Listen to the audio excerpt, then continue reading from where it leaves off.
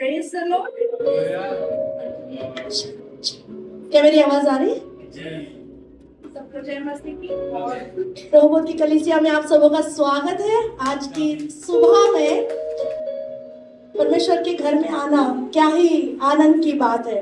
आज सवेरे जब हमने भजन संहिता 84 को जब हमने पढ़ा कि परमेश्वर के भवन में रहना क्या ही आनंद की बात है। सचमुच दाऊद इस बात को जानता था कि खुदावन के भवन की अहमियत वो जानता था।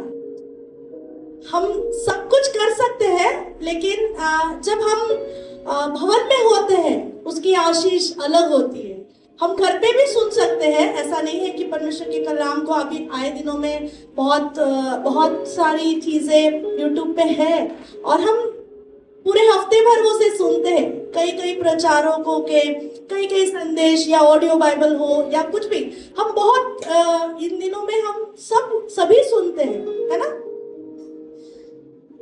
लेकिन परमेश्वर ने एक नियम बना के रखा हुआ है। उसने पहले से ही, शुरू से ही उसने एक नियम लगाया था परमेश्वर के भवन का। उसे जरूरत थी, इसलिए उसने भवन को बनाने के लिए कहा।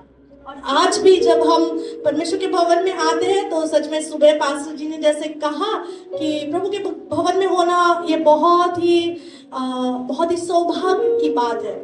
मैं परमेश्वर के नाम को बहुत धन्यवाद देती हूँ कि उसने हमारे जीवनों में ये मौका दिया कि हम तैयार होकर आज की सुबह में, चाहे जो स्ट्रगल रहे, चाहे, मैं विश्वास करती हूँ और मुझे पता है, ये हमारे अनुभवों से मैं बताती हूँ कि शनिवार अच्छा नहीं होता। जब हमें संडे को अगर चर्च जाना है तो सैटरडे हमारा कुछ इतना बेहतर नहीं होता। बहुत सारी चीजें होती है लाइफ में सैटरडे के दिन जो हमें सबसे पहले थॉट ये देती है, कल तू जा नहीं सकता, अब तू चर्च जा नहीं सकता, अब तू परमेश्वर के भवन में जा नहीं सकती। अब सबसे, आपने कभी ये बात को सोचा है कि चाहे जो हो जाए, अगर थोड़ी सी अनबन हो गई तो सबसे पहला थॉट आता है, कल मैं अभी चर्च कैसे जाऊं। आपके साथ ऐसा हुआ है? मेरे साथ ऐसे कई बार हुआ। लेकिन हम यहाँ परमेश्वर के भवन में आते हैं, पता है हम बहुत विजयशाली है। हम बहुत सारी चीजों को ओवरकम कर हम परमेश्वर के भवन में पहुंचते हैं। वो सारे लेट होने वाली सारी चीजों को ओवरकम करते हैं। हम काफी सारी लड़ाइयों पर ओवरकम कर देते हैं। काफी सारे स्ट्रगल, काफी सारे प्रलोभन हमारे जीवन में आते हैं। उन सबों को ओवरकम करके हम परमेश्वर के भवन में आते हैं। और जब हम यहाँ पहुंचते हैं ना, तो खुदा बहुत आनंदित होता है कि यस, मेरे बेटे ने कर दिया, मेरे बेटी ने कर दिखाया। हालेलुया। आज मैं आपको कुछ एक अनोखी बात आपके सामने रखना चाहती हूँ। मैं जब इसे प्रिपेयर कर रही थी मुझे बहुत आनंद आया और करती हूँ कि आप भी बहुत आनंदित हो जाओगे आज का वचन सुनने के बाद कि खुदा कैसे अद्भुत कामों को हमारे जीवन में करता है। बड़ा ही आनंद आपके जीवन में आने जा रहा है। हालेलुया। क्या आप परमेश्वर के वचन के लिए तैयार हैं? Hallelujah, praise the Lord. एक बार जोरदार परमेश्वर के नाम के लिए धन्यवाद देते हैं। यीशु मसीह के नाम के लिए हम जोरदार ताली बजाकर उसका स्वागत करते हैं। आपको पता है खुदा यहाँ पर मौजूद है। खुदा आपके इर्द गिर्द है, वो आपके करीब है, बहुत करीब। जितना आप सोचोगे ना उतना करीब, जितना आप चाहते हो उतना करीब, जितना आप जितने बोलते ना कि जितना टाइट आप खुदावन को आज थाम सकते हो, आज थाम लो। वो आज आपके साथ है, वो आज आपके बाजू में, आपके साइड में है, आपका हाथ पकड़े हुए हैं। उसने, वो पता है कि ये बात जब मैं कह रही हूँ मुझे बहुत आनंद मिल रहा है कि खुदा मेरे हाथ को पकड़े हुए है। आप भी, मैं चाहती हूँ आप महसूस करें उस बात को कि खुदा ने मेरे हाथ को पकड़ा है। हालेलुया। ये बात बहुत ही स्पेशल है प्रियो। जब हमारे पार्टनर, जब हमारे एक हस्बैंड, अगर वाइफ हाथ पकड़े या वाइफ का हाथ हस्बैंड पकड़े तो कितना आनंद मिलता है। उससे कई गुना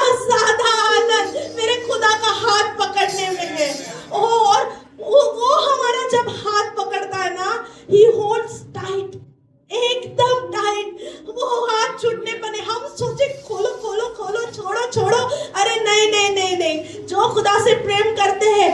जिससे खुदा प्रेम करता है वो उसका हाथ इतना टाइट पकड़ता है कि हमारी हमारी हमारी स्वभाव, हमारी गलतियां, हमारे हर एक वो काम जो उसे पसंद नहीं आते, उसके बावजूद भी वो हाथ पकड़े हुए रहता है। ये बहुत स्पेशल है प्रियो, ये बहुत स्पेशल है। एक बार से हमारे इर्द गिर्द के लोग अगर हमारे जैसा, हमारे मन के जैसा काम नहीं करे तो दर्द होता है, पता है? बहुत ज्यादा दर्द होता है, बहुत ज्यादा। हमारे साथ में जो लोग, जिनके साथ हम रहते हैं, हमारे गरीब घर में, हमारे परिवार में, हमारे पेरेंट्स के साथ, मम्मी पापा के साथ में, हमारे पार्टनर के साथ, हमारे हस्बैंड वाइफ, हमारे भाई बहन है, हम जिन रिश्तों में हम रहते हैं, जब वो हमें समझ नहीं पाते तो हमें दर्द होता है, काफी ज्यादा दर्द होता है। उतना दर्द बाहर वालों के लिए नहीं होता, बाहर जाने दे, छोड़ जाने दे, मुझे उससे कुछ लेना देना नहीं। लेकिन जब हमारे घर के, हमारे अपने सबसे करीबी लोग जब हमें टोचन देते हैं, हमें पिन करते हैं, हमें चिमटी निकालते हैं, हमसे हमें समझ नहीं पाते हैं, तब दर्द होता है। और फिर हम मतलब हम गुस्सा हो जाते हैं, हम फूक जाते हैं, हम फूल जाते हैं, हम नाराज होके हम एक साइड में हो जाते हैं, हम बात नहीं करते, हम जो भी है, हमारे अपने अपने तरीके हैं, हम ऐसा करते है ना। लेकिन खुदा ऐसा नहीं करता। वो बहुत प्रेमी है, बहुत ज्यादा प्रेमी है, इतना कि वो आपसे कोई उम्मीद नहीं रखता, कोई उम्मीद नहीं रखता। आज प्रार्थना किया कि नहीं, आज बाइबल पढ़ा कि नहीं, आज मेरे पास आया कि नहीं, आज मुझसे बात किया कि नहीं, कोई उम्मीद नहीं रखता। कहता है मैं तुझसे सदा प्रेम करता रहूंगा, तेरी सारी कमियों के बावजूद, तेरे सारे जिद के बावजूद भी, तू नहीं सुनता तब भी, तू मेरे पास नहीं आती तब भी, जब मैं तुझे हेल्प करने के लिए मैं सामने खड़ा हूं लेकिन तू मुझे देख ही नहीं पाती, तू मुझे देख ही नहीं पाता, तो कहीं और यहाँ वहां ताकते रहता है, तब भी मैं तेरा इंतजार करूंगा। आज मैं आपको क्या कहना चाह रही हूँ, मैं रुलाना नहीं चाहती थी, आई एम सो सॉरी, लेकिन खुदा यहाँ पर मौजूद है और उसका प्रेम हम सबों से इतना है, किसी कोई मनुष्य हमसे नहीं कर सकता। वो इतना ज्यादा, इतना भारी, इतना, मतलब उसके प्रेम की कोई सीमा नहीं है। आज मैं उसके हार्ट को आपके सामने रखना चाहती हूँ। मेरा आज का विषय है खुदा के चश्मे को पहने। क्या आप तैयार हो? हालेलुया। आज अपने चश्मे को थोड़ा साइड में करते हैं और खुदा के चश्मे को पहनते हैं। क्या आप मेरे साथ तैयार हो? आप बोलोगे कि हमें नहीं चाहिए चश्मा, हमारी नजर अच्छी है ना। कई बार हमारी नजर धोखा दे देती है, हम लोगों को बहुत जल्दी जज कर लेते हैं, बहुत जल्दी हम हमारी राय बना लेते हैं, दिखने में या बातें करने के समय में, या उनके किसी और के साथ में बर्ताव हम देखते हैं और हम हमारी राय बना लेते हैं कई बार। लेकिन आज मैं आपको ये बताना चाह रही हूं, खुदा के नजरिए को समझिए, खुदा के चश्मे को पहने। इस दुनिया में जब हम जी रहे, इस दुनिया में यीशु मसीह भी थे। जब वो इस दुनिया में थे तब उनका नजरिया लोगों को देखने का कैसा था, उनका बीमारों को देखने का नजरिया कैसा था, कोड़ियों को देखने का नजरिया कैसा था, मुर्दा लाजर को देखने का नजरिया कैसा था, उसका नजरिया कैसा था। हम भी इसी दुनिया में रह रहे हैं, हमारे नजरिए ऐसे क्यों है? हम निराश, हताश, हम बहुत वीक, हम बलहीन, हम गरीब, लाचार, निंदाओं से घिरे हुए हैं, हेवेदाहों से घिरे हुए हैं। कोई किसी ने कुछ बोल दिया, झूमी से जैसे हो जाते हैं। किसी ने किसी का कुछ सुन लिया, अरे दिल बुरा लग रहा है, अभी बहुत बुरा लग रहा है, अभी मैं क्या करूं, कैसे मैं रिएक्ट करूं, कैसे मैं उसको जाके 2-4 बातें और बता के आऊं, कैसे करूं। लेकिन आज प्रियो, यीशु मसीह ने जैसा लाइफ जिया वैसा ही लाइफ हमें भी चाहिए। क्या आप चाहते हैं कि आप शांति से रहें? क्या आप चाहते हैं आप आनंद से रहें? यीशु मसीह कभी गड़बड़ होगी क्या? उसको कभी लिखा है ऐसे बाइबल में एंजाइटी हो गई, अभी क्या करें? नहीं, वो पीस में था, तूफानों में भी पीस में था। तूफान आ गए, चेले बोल रहे हैं, अरे तूफान आ गया, स्वामी कैसे, गुरुजी कैसे सो सकते हैं? हमारी नाव डूबी जा रही है, आप कैसे आराम से सो सकते हो?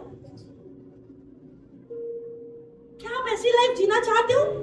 हालातों में, तूफानों में भी आराम से सो सकते हैं। कैसी लाइफ चाहिए? तो आज यीशु के नजरिए को सीखने की जरूरत है। खुदावन के चश्मे को अगर हम पहनते हैं तो हमें सारी चीजें क्लियर हो जाती। आपने कई बार मैंने 1-2 बार ही हार्डली, मैंने ज्यादा नहीं लेकिन 1-2 बार, जब हम मॉल में जाते हैं, जेमी हमारा बेटा बहुत जिद करता है, मुझे वीआर देखना है, मुझे वीआर देखना है। वो एक जैसे बड़ा सा ये लगा देते हैं, वो इंस्ट्रूमेंट लगाते हैं, और हमको जो चाहिए, आपको क्या चाहिए, आपको जंगल सफारी चाहिए, आपको समुंदर में जाना है, आपको और भी कुछ, उसमें बहुत सारे ऑप्शंस रहते हैं। तो हमें वो सैर कराते हैं 5 मिनट में, और हम वो लगा लेते हैं और रियल लगता है, बहुत रियल लगता है। वो जब लगाते हैं तो ओ बाप रे, हम 5 मिनट में सफर करके आ गए, जंगल सफारी करके आ गए, हम समुंदर में जाकर चलकर वहां पर हम सफारी करके हम देखकर आ गए। लेकिन बाहर तो रियल लाइफ में होता नहीं है ना। आज मैं आपके सामने यीशु मसीह का वीआर रखना चाहती हूँ कि ताकि आप जो अभी हो, वो लगने के बाद, वो चश्मा लगने के बाद, वो वीआर लगने के बाद आप ये जानने पाओगे कि खुदा का देखना मनुष्य के देखने के जैसा नहीं है। आप मेरे साथ एक वचन को पढ़ सकते हैं? पढ़ेंगे वचन 2 कुरिन्थियों उसका 4 अध्याय और 18 वचन पढ़ेंगे।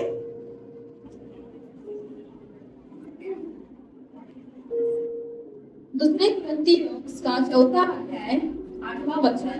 जी, हम चारों ओर से क्लेश तो भोगते हैं पर संकट में नहीं पड़ते, निरुपाय तो है पर निराश नहीं होते। 17 से पढ़े।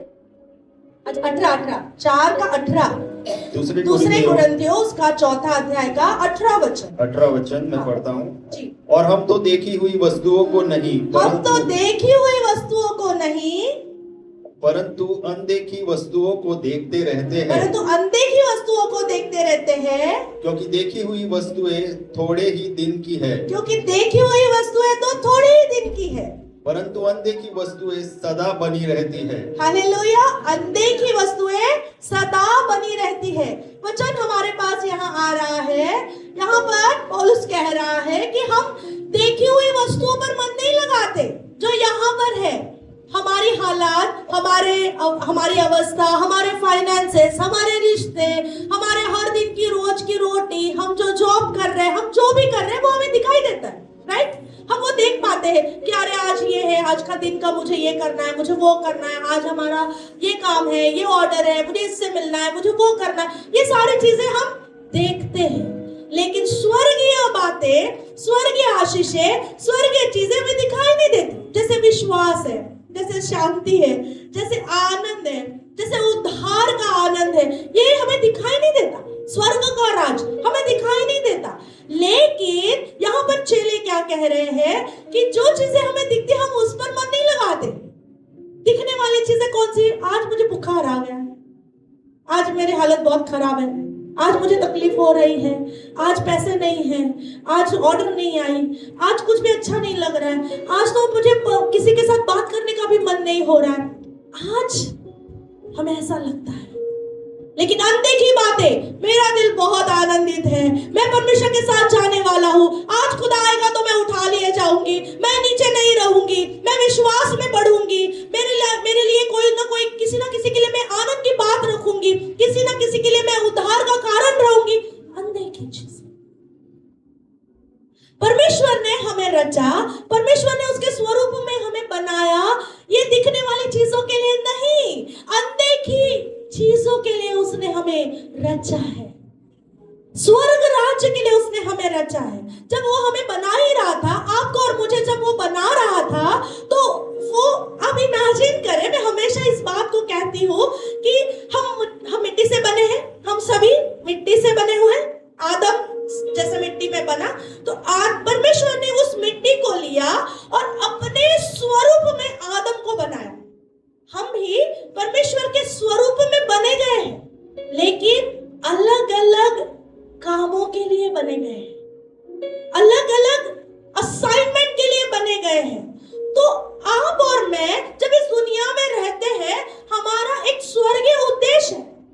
यदि हम उस उद्देश्य को पूरा ना करें, अरे क्या फर्क पड़ रहा है कि आज रोटी नहीं है, आज खाना नहीं, आज पैसे नहीं है, आज रिश्ते बिखरे, कोई फर्क नहीं पड़ता। लेकिन स्वर्ग राज का जो उद्देश्य है, यदि वो पूरा कर रहे हैं, वो पूरा हो रहा है, तो ऊपर जाकर हमें रिवॉर्ड है, जो यहाँ दिखने वाला रिवॉर्ड नहीं है। यहाँ पर भी दिखता है, लेकिन यहाँ दिखे चाहे नहीं दिखे, स्वर्ग में तो रिवॉर्ड दिखने ही वाला है। हालेलुया। बाइबल में न्यायों की किताब, उसमें एक पुरुष के विषय में लिखा हुआ है। न्यायों की किताब उसका 6 अध्याय 10 से 16 तक, गिदोन नाम का एक व्यक्ति था, और उस व्यक्ति की खासियत क्या थी पता है? बहुत डरपोक था। डरपोक इसलिए था क्योंकि बंदी बनाए हुए लोग थे, इज़राइल बंधुआई में था, और ऐसे हालातों में वो लोग छुपे छुपे घूमते थे। गिदोन भी ऐसा ही एक व्यक्ति था, और गिदोन के लाइफ में पता है, एक दिन वो काम कर रहा था। क्या काम कर रहा था पता है? दाख की बारी में गेहूं छुपा रहा था, अपना अपना काम। और तब उसकी मुलाकात, उसका एनकाउंटर हुआ प्रभु के दूत से। मैं आपको कुछ कहना चाह रही हूं, आप चाहे जो कुछ भी करें, खुदा कभी भी किसी भी हालत में आपसे मुलाकात कर सकता है, कर सकता है, चाहे आप प्रिपेयर रहे चाहे नहीं रहे।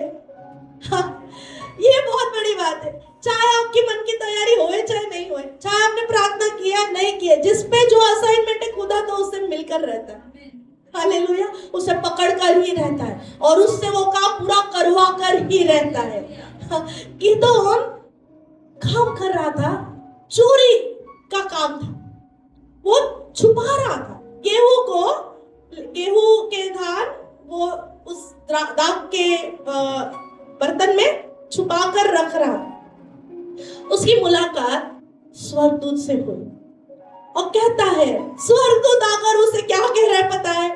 हे शूरवीर सुरमा, खुदा तेरे साथ है। हालेलुया। अब आप इमेजिन करें, एक डरा हुआ व्यक्ति, एक बहुत ही डरपोक व्यक्ति को आकर स्वर्गदूत कह रहा है, हे शूरवीर सुरमा। सोचो उसकी हालत क्या हुई। तो मन में सोच रहेगा, यहाँ पे हमारे इतने खाने के वादे हैं, और प्रभु का दूत आकर मुझसे कह रहा है कि मैं वॉरियर हूं, कह रहा है। खुदा आपको आपकी परिस्थितियों के अनुसार नहीं देखता, वो स्वर्ग आपको आपके असाइनमेंट से देखता है। हालेलुया।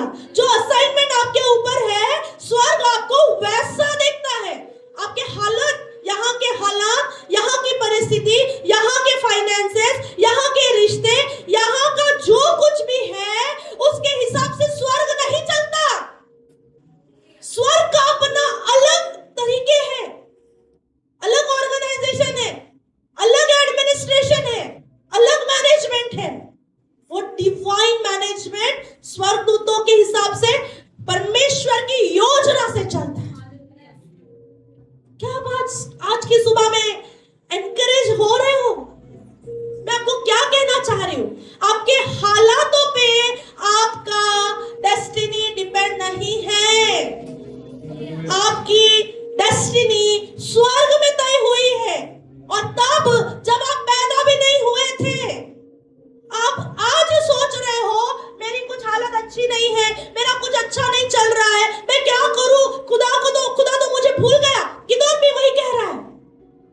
आप जब घर जाकर पढ़ना, गिदोन भी वही कह रहा है, खुदा हमें भूल गया है।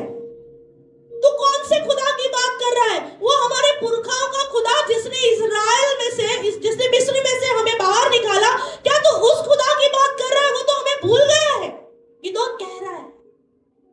हम भी कई बार परमेश्वर को ऐसे ही कहते हैं, खुदा तू मुझे भूल गया क्या? हमारे हालात अच्छे नहीं है क्या? तू मुझे भूल गया है? खुदा भूलता नहीं है, वो आज भी भूला नहीं है। वो आज भी आपको देख रहा है, आज भी आपसे मुलाकात करने के लिए खड़ा है।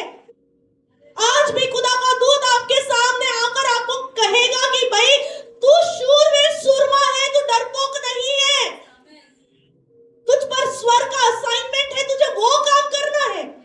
तू ये क्या इस छोटे से ये दुनिया में, इस दुनिया के कामकाज में फंस गया है? रोज के उठो, खाओ, पियो, सो जाओ, उठो और काम पे जाओ, उठो, आओ, सो जाओ।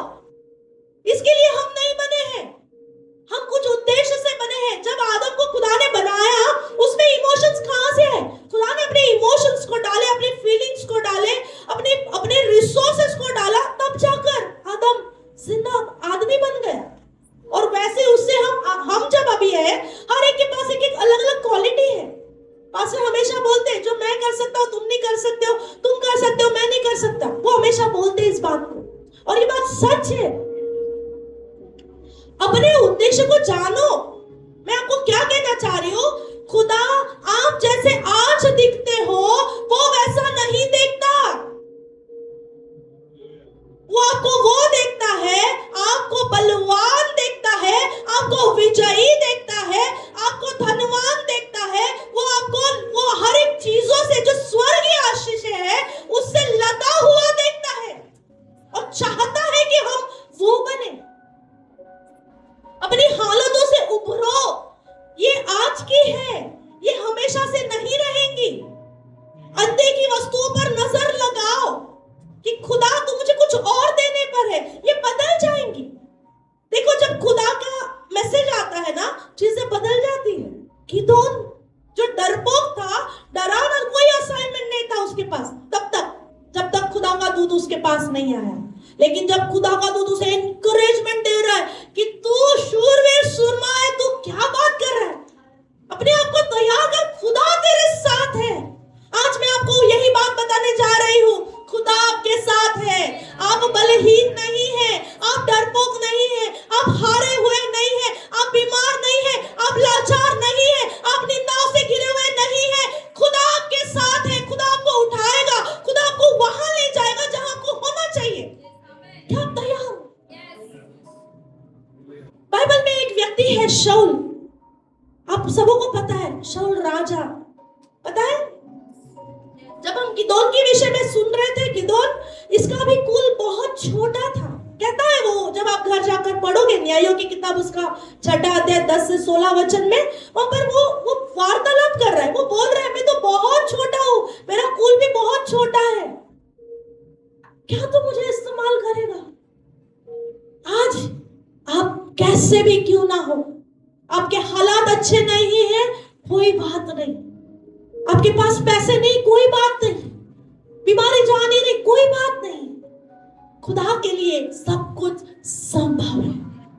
उसके पास आपके लिए प्लान है, और वो प्लान आपके हानि के नहीं है। ये बीमारी खुदा के पास आने के लिए, ये तंगी खुदा के पास आने के लिए, ये हालात खुदा के पास आने के लिए। ये आप इसमें क्यों हो पता है? ताकि आप खुदा के पास चले जाए। ये हालात क्यों सुधर नहीं रहे? क्योंकि आप खुदा के पास नहीं जा रहे हो। वो चाहता है कि मेरे पास आओ, मेरे पास तुम्हारे लिए प्लान है, प्लान टू प्रॉस्पर, तुम्हारे हानि के नहीं, तुम्हारे कुशल के, भलाई के है। बाइबल में शाऊल के विषय में जब हम सुनते हैं, शाऊल राजा बनने से पहले, जब वो पहले शमूएल उसका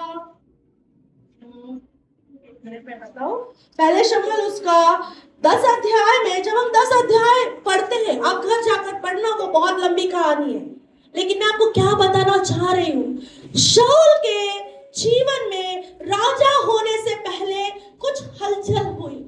वो साधारण व्यक्ति था, साधारण छोटे से गोत्र का एक व्यक्ति, उसने कभी भी सोचा नहीं था कि मैं राजा बनूंगा।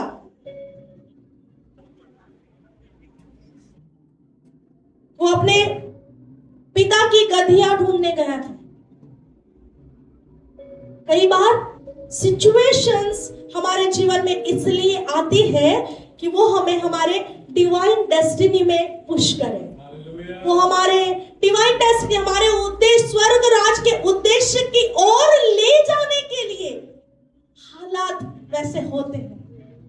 शाऊल के जीवन में जब हम देखते हैं उस अध्याय में, 10वें अध्याय में, बहुत अच्छे से और बहुत सुंदर तरीके से शाऊल के साथ और शमूएल नबी के साथ में शाऊल का कन्वर्सेशन लिखा हुआ है। और वहां पर लिखा है कि शाऊल गधी ढूंढने के लिए गया था, और जब शमूएल के पास पहुंचा तो शमूएल को परमेश्वर ने कहा ये इज़राइल का राजा है।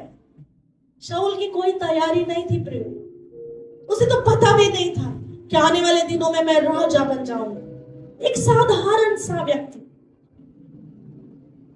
लेकिन उसकी गधिया, उसके पिताजी की गधी ढूंढने के लिए वो 3 दिन का सफर तय कर शमूएल के पास पहुंचता है। और जब शमूएल के पास पहुंचता है, शमूएल उसको बहुत सारे इंस्ट्रक्शंस देते हैं वहां पर, और वहां पर लिखा है, उस वचन में लिखा है कि वो सारे चिन्ह उसी दिन उसके साथ हुए।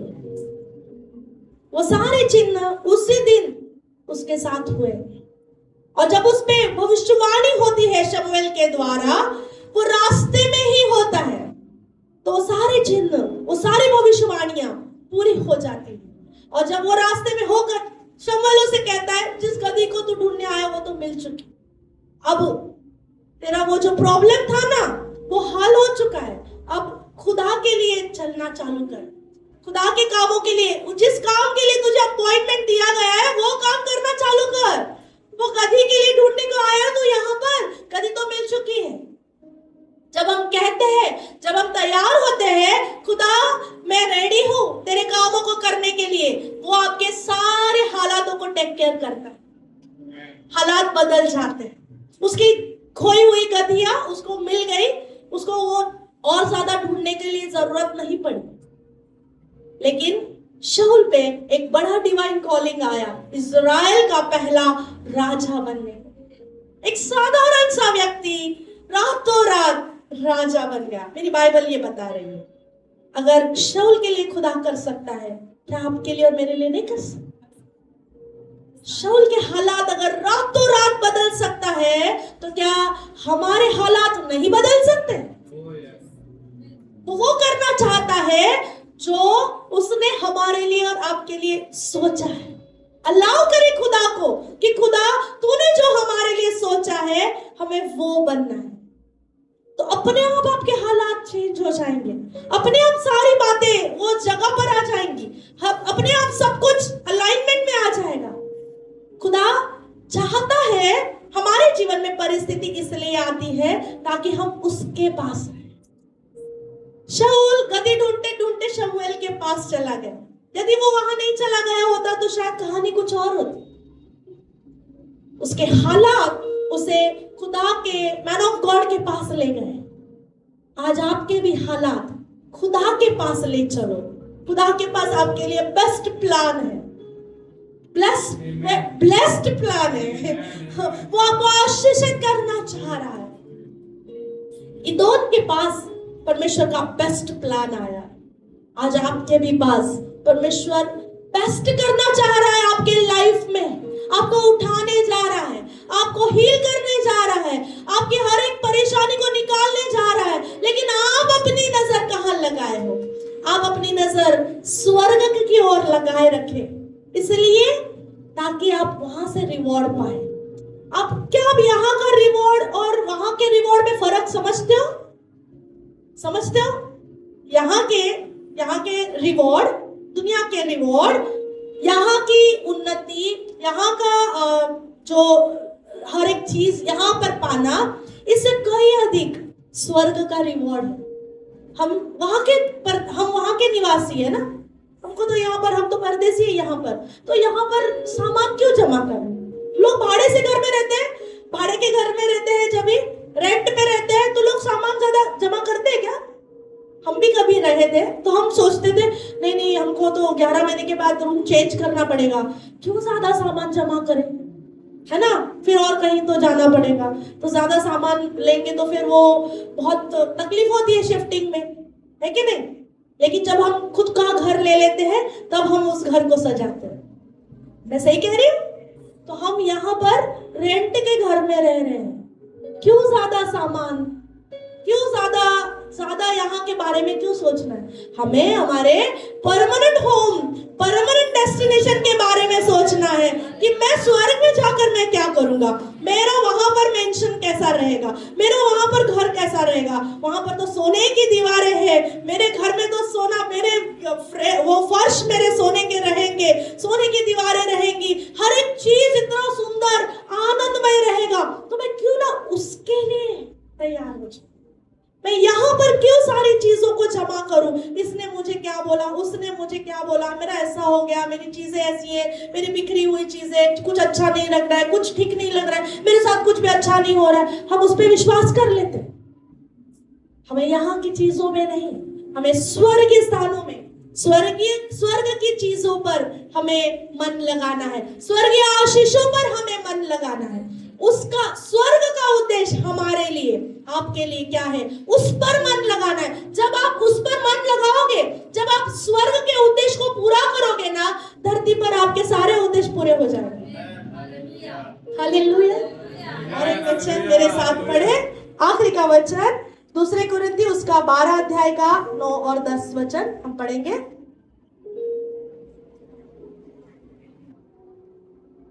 दूसरे कुरिन्थी उसका 12 अध्याय 9 और 10 वचन जी। पर उसने मुझसे कहा, मेरा अनुग्रह तेरे लिए बहुत है, क्योंकि मेरी सामर्थ्य निर्बलता में सिद्ध होती है। इसलिए मैं बड़े आनंद से अपने निर्बलताओं पर घमंड करूंगा कि मसीह की सामर्थ्य मुझ पर छाया करती रहे। यहाँ पर पौलुस कह रहा है, वो कांटा जो मुझे दर्द हो रहा है खुदा, वो कांटा तू निकाल दे। हमारे भी जीवन में कई सारे कांटे और हम मांगते हैं प्रभु वो कांटा निकाल दे, ये नहीं चाहिए प्रभु, ऐसा नहीं चाहिए प्रभु, वैसा नहीं चाहिए। लेकिन परमेश्वर पौलुस को कहता है कि मेरा अनुग्रह तेरे लिए काफी है, और वो अनुग्रह मुझे क्या करता है, वो मेरी सामर्थ निर्बलता में सिद्ध होती है। परमेश्वर कह रहा है कि मेरी सामर्थ तुम्हारी निर्बलता में सिद्ध होती है। अच्छा है निर्बल रहना, अच्छा है, अच्छा है, क्योंकि अगर खुदा का अनुग्रह आ रहा है तो अच्छी बात है। तंगी है, कमी घटी है, अच्छी बात है, खुदा अनुग्रह देता है। हालेलुया। वहां पर लिखा है आगे 10 वचन, इस कारण मैं मसीह के लिए निर्बलताओं में और निंदाओं में और दरिद्रता में और उपद्रवों में और संकटों में भी प्रसन्न हूँ, क्योंकि जब मैं निर्बल होता हूँ तभी बलवंत होता हूँ। हालेलुया। पौलुस भी हमारे जैसा ही था। पौलुस कह रहा है मैं सारे हालातों में मैं प्रसन्न रहूंगा, क्योंकि खुदा की मेरे लिए यही मर्जी है, खुदा की मर्जी यही है। आपको पता है प्रेरितों के काम 9वां अध्याय हुए, 10वें अध्याय में जब शाऊल को चुना जा रहा था, शाऊल को पौलुस बनने का जो प्रोसेस था, हनन्याह को परमेश्वर कहता है मैंने उसे दुख उठाने के लिए चुना है। उसके लिए, उसके विषय में खुदा कहता है कि मैंने उसे दुख उठाने के लिए ही चुना गया है, वो मेरे लिए दुख का पात्र ठहरेगा। और पौलुस यहाँ पर कह रहा है कि क्योंकि उसने ये जाना कि खुदा की मेरे लिए मर्जी है कि मैं दुख उठाऊं, तो मैं उसमें खुश हूं। क्यों? क्योंकि खुदा की मर्जी है। हम दुख उठाना नहीं चाहते, हम परेशानी उठाना नहीं चाहते, हम निंदा नहीं चाहते, हम नहीं चाहते, लेकिन हम ये नहीं सोचते कि खुदा की हमारे लिए मर्जी क्या है। इतना बड़ा पौलुस जिसने 2/3 बाइबल लिख लिया, लेकिन पौलुस कहता है कि पौलुस के विषय में खुदा कहता है कि मेरी ये चाहत है कि वो मेरे लिए दुख उठाए। उसके जीवन का उद्देश्य था ये कि वो खुदावन के लिए दुख उठाए। वो कहता है कि यदि परमेश्वर की ये मर्जी है तो मैं प्रसन्न हूं, क्योंकि उसने मुझे कुछ दिया है, उसने मुझे अनुग्रह दिया है। अनुग्रह दुनिया से नहीं आता। परमेश्वर जब अनुग्रह करता है तब मनुष्य भी हम पर अनुग्रह करते हैं। हालेलुया। अनुग्रह परमेश्वर से मिला हुआ दान है। हम बहुत इजीली बोलते हैं ग्रेस है मुझ पे, ग्रेस है मुझ पे, ग्रेस है। ग्रेस बहुत बड़ी है, बहुत बड़ी। ग्रेस का मतलब बहुत बड़ा है। वो ग्रेस ही है, वो अनुग्रह है जो हमें जिंदा रखता है। वो अनुग्रह है जो हमारे गलतियों के बावजूद भी वो हमसे प्रेम करता है। ये परमेश्वर का अनुग्रह है। और आखिरी की बात मैं आपको बताना चाहती हूँ, यीशु मसीह जब इस दुनिया में आए, यीशु मसीह के जीवन का उद्देश्य था क्रूस उठाए, क्रूस पर मारे जाए। उनके जीवन का उद्देश्य था ये। उन्होंने वो जीवन, उन स्वर्ग के उद्देश्य को यीशु मसीह ने पूरा किया। पूरा किया, हाँ, क्योंकि उन्हें पता था आज का दुख कल की महिमा से बहुत छोटा है। आज का दुख कल की महिमा से बहुत छोटा है। आज का हमारा दुख हमारे आने वाले फ्यूचर से बहुत छोटा है। परमेश्वर की महिमा बहुत बड़ी है हमारे जीवन से, उसका उद्देश्य हमारे जीवन से बहुत बड़ा है। तो आज का दुख के लिए मायूस ना हो जाओ, आज के कष्ट के लिए, आज के कमी घटी के लिए मायूस ना हो जाओ। खुदा ने आपके और मेरे लिए उत्तम रखा हुआ है, उत्तम से उत्तम रखा है। वो चाहता है कि हम जयवंत हो जाए। योएल 3:10 कहता है, अब बलहीन कहे मैं हूं बलवान। हालेलुया। एक गीत था, हम बचपन में हम गाया करते थे। मैं नहीं जानती आप जानते हो क्या नहीं, लेकिन वो गीत ऐसा इस प्रकार था कि And now let the weak says I am strong, let the poor says I am rich, because of what the God has done for us, give thanks। ऐसा हिंदी में कुछ ऐसा था। कमजोर कहे मैं बलवान हूँ, गरीब कहे मैं धनवान हूँ। यस यस यस, ऐसा ही है कुछ वो, लेकिन हम वो इंग्लिश में गाया करते हैं। मैं आपको क्या कहना चाहती हूँ, आज यदि हम कमजोर हैं तो हम कहे कि खुदा ने मेरे लिए बड़े बड़े कामों को किया है। मैं कमजोर नहीं, मैं बलवान हूँ, मैं निर्धन नहीं, मैं धनवान हूँ खुदा में। Hallelujah, hallelujah. जैसे हमने अभी पढ़ा कि पौलुस कहता है कि मैं प्रसन्न हूँ और जब मैं निर्बल होता हूँ तभी बलवंत होता हूँ। खुदा का अनुग्रह हमारे लिए काफी है। यदि वो गिदोन की अवस्था को बदल सकता है, शाऊल की अवस्था को बदल सकता है, तो हमारी भी अवस्था को बदलने की ताकत वो रखता है। हालेलुया। तो आज से हम कहें, मैं निर्बल नहीं, मैं बलवान हूँ, और मैं निर्धन नहीं, मैं धनवान हूँ। यीशु के राज्य में, स्वर्ग राज्य में मैं वो हूँ जो खुदा कहता है। मैं वो नहीं हूँ जो लोग मुझे बोलते हैं, जो लोग मुझे कहते हैं तू तो ऐसा है, तू तो वैसा है, तेरा तो कुछ नहीं हो सकता, तू तो कभी बदल नहीं सकता, तेरे हालात कभी नहीं बदलेंगे। मैं वो नहीं हूँ जो शैतान कहता है, मैं वो नहीं हूँ जो लोग मुझे कहते हैं, लेकिन मैं वो हूँ जो खुदा मेरे लिए कहता है। मैं वो हूँ जो स्वर्ग मेरे लिए कहता है, और मैं वो ही हूँ जैसा स्वर्ग मुझे देखता है। हालेलुया। खुदा आपको परमेश्वर के पुत्र में देखता है।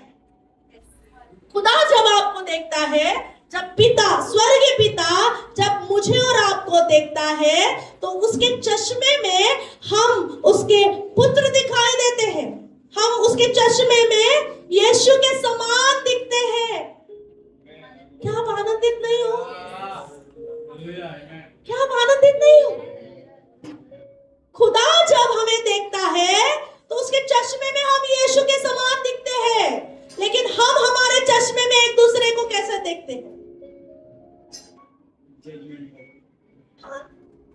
हम एक दूसरे को यीशु में नहीं देखते। हम जब एक दूसरे को देखते हैं, हम इंसान देखते हैं। खुदा हमें देखता है, वो हमें यीशु को देखता है। अब आप ही मुझे बताएं, आपके चश्मे के नंबर कैसे हैं? हमें हमारे चश्मे को साफ करने की जरूरत है, और हमें वही देखना चाहिए जो खुदा हमें देखता है। हालेलुया। वो कहता है कि एक दूसरे से प्रेम करो। अगर तुम यहाँ पर प्रेम नहीं करोगे तो तुम स्वर्ग के पिता से कैसे प्रेम करो? जिसे तुम देखते नहीं हो, तुम उसको कैसे प्रेम करोगे? अगर जो दिखते हैं उन पर अगर तुम प्रेम नहीं कर सकते, उन्हें क्षमा नहीं कर सकते, तो जो नहीं दिखता तो तुम उनसे कैसा प्रेम करोगे? खुदा हमें यीशु के समान देखता है। हम सब यीशु के समान उसे दिखते हैं। क्यों पता है? क्योंकि उसने अपने लहू को हम पर डाला हुआ है। हम कैसे हम ये उसके लहू से खरीदे हुए हैं। अब हम मोल लिए हुए हैं। अब हम नहीं हैं, हम यीशु हैं। हम बदल चुके हैं उसके लहू के द्वारा। उसके लहू ने हम पर पूरा कब्जा कर लिया है। अब हम वो नहीं है जो दुनिया को दिखते हैं। हम यीशु के समान, उसके प्रतिमा में, जैसे परमेश्वर ने आदम को बनाया, अपने स्वरूप में बनाया, वैसे ही नए नियम में यीशु के लहू के द्वारा हम यीशु के समान हैं। हालेलुया। मैं चाहती हूँ आप सभी लोग अब से परमेश्वर के चश्मे को पहनो, अपने नजरिए को साफ करें, एक दूसरे के प्रति जो नजरिए है उसे साफ करें, और ये देखें कि दुनिया में जब यीशु मसीह थे तो वो कैसे रहते थे। जब बरतलमै को उन्होंने देखा, ओह, उन्हें तरस आया। उनके लिए क्या कर सकते हैं?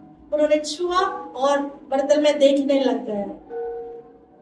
जब लाजर मरा, उन्हें बहुत दुख हुआ, और कहते हैं कि पुनरुत्थान और जीवन तो मैं हूं। उसको उन्होंने आवाज देकर चिल्ला लिया। क्या हम जब एक दूसरे को देखते हैं तो क्या हम तरस से भरे हुए हैं जैसे यीशु मसीह था? क्या हम प्रेम से भरे हुए हैं जैसे यीशु मसीह था? क्या हम किसी की मदद करने के लिए, जैसे यीशु मसीह मदद करने के लिए वो आगे होते थे, कैसे क्या हम हैं वैसे? एक व्यक्ति के लिए गन्ने से रख के एक दुष्ट आत्मा के व्यक्ति के लिए यीशु मसीह ने चेलों को पीछे छोड़ दिया और खुद चले। क्या हम ऐसे हैं?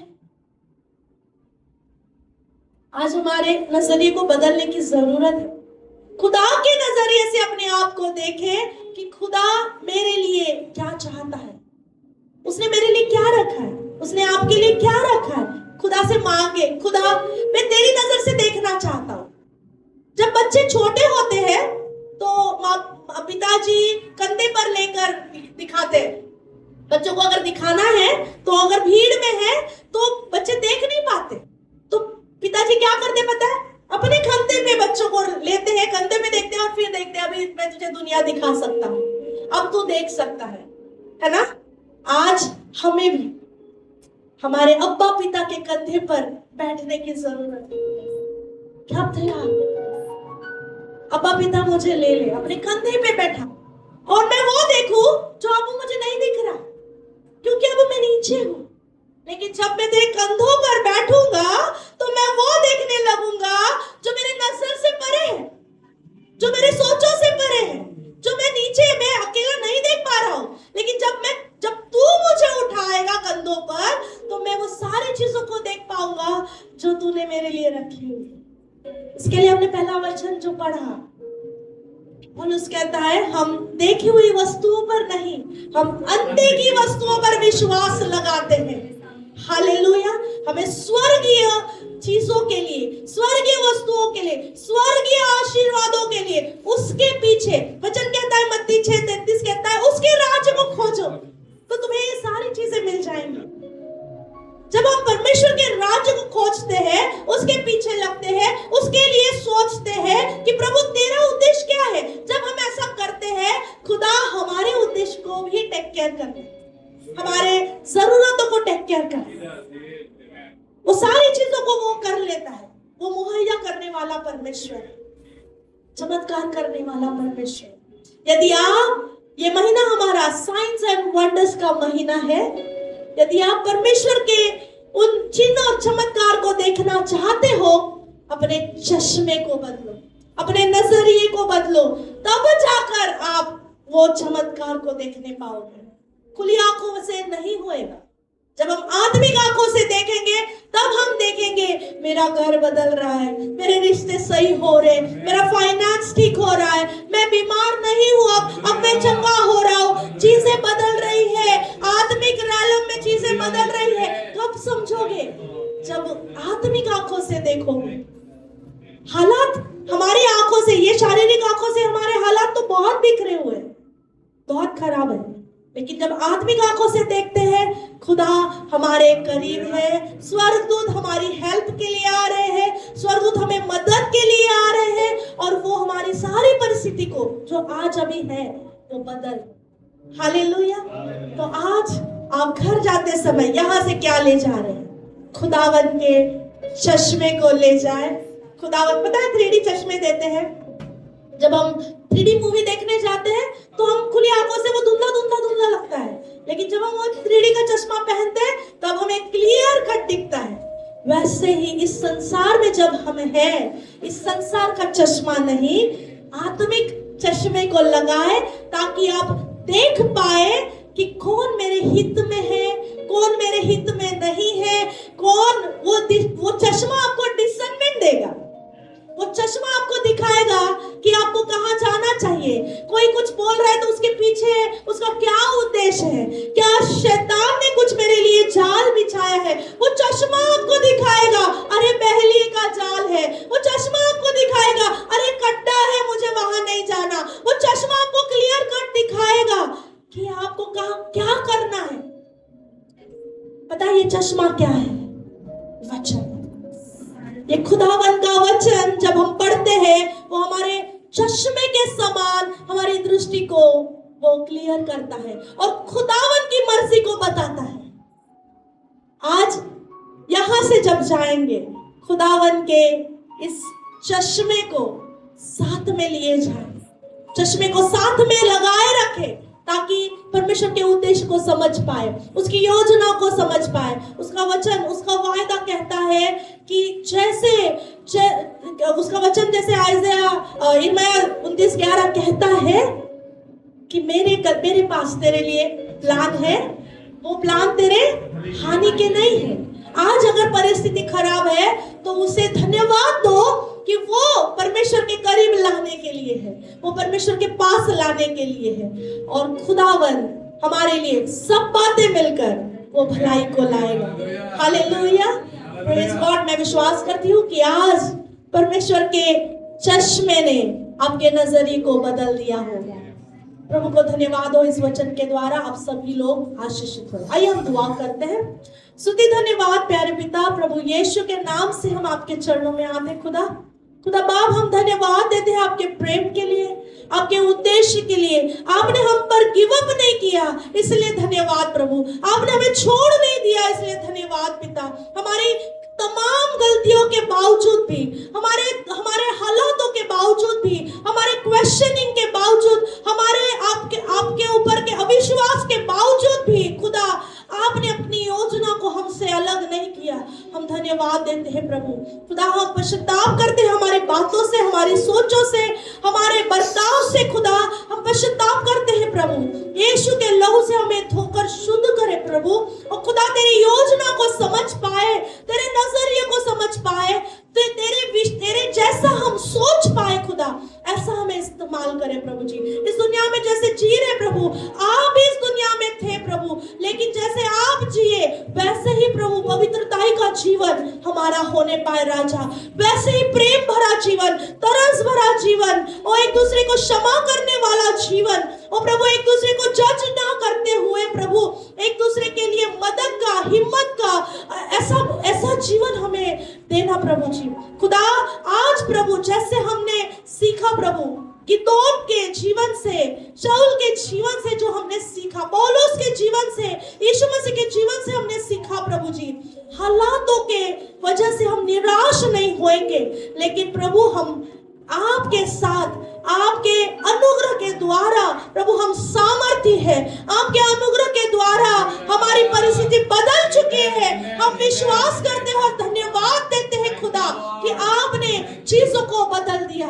मुझे सुनने वाले सभी लोग प्रभु वो आशीषित हो जाए यीशु के नाम से। ओ खुदा उनकी परिस्थिति आज बदल जाए प्रभु तेरे अनुग्रह के द्वारा। ओ प्रभु जो बलहीन है प्रभु आज बलहीन अवस्था बदलकर बलवान हो जाए। ओ प्रभु आज प्रभु वो कमी घटी की अवस्था बदलकर प्रभु धनवान हो जाए राजा। ओ खुदा तेरे स्वर्ग राज के उद्देश्य को जानने वाले हो सके प्रभु जी। ओ खुदा संसारिक आंखों से नहीं लेकिन आत्मिक आंखों से देखने वाले और आपके वचन के अनुसार चलने वाले और स्वर्ग के उद्देश्य को पूरे करने वाले हो सके प्रभु। आपने ऐसा किया इसलिए धन्यवाद राजा। सारी प्रार्थनाओं को, आज के वचन को आपने आशीषित किया और प्रभु आपने सारी बातों को हाँ और आमीन में कर दिया, इसलिए धन्यवाद। यीशु के जिंदा नाम में, यीशु के पुनरुत्थानित नाम में, आमीन आमीन। परमेश्वर आपसे बहुत प्रेम करते हैं और परमेश्वर आपके जरिए उसके उद्देश्य को पूरा करना चाहते हैं। हालेलुया। Be blessed.